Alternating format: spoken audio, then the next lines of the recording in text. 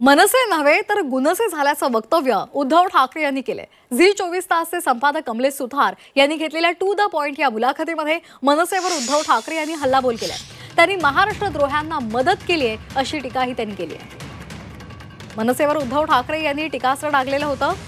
मनसे नव्हे तर गुनसे अशी टीका त्यांनी केली। हे जे आहे माझ्या मुलाखतीत सांगितलं की भाजप पक्ष माहीम मतदारसंघामध्ये तुम्ही उमेदवार उभा केला, मग का नाही करायचं? का नाही करायचं?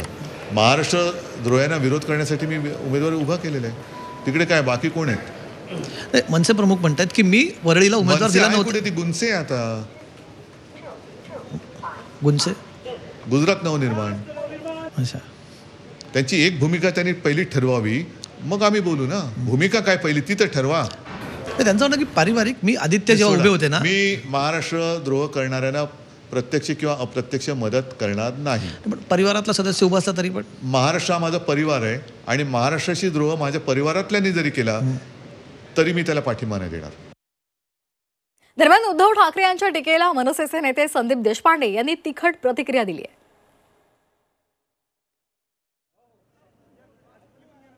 त्यांनी गुनसे म्हटलं म्हणून मी म्हटलं की मेंदूला मूळव्याध झालेला आहे, मूळव्याध झालाय त्यांच्या मेंदूला। त्यामुळे आणि तो कशामुळे झालाय? मुलाचा पराभव आता वरळीत समोर दिसायला लागलाय। मग मनसेला टार्गेट कसं करायचं, तर एक काहीतरी परसेप्शन तयार करायला पाहिजे, जसं त्यांनी लोकसभेला केलं।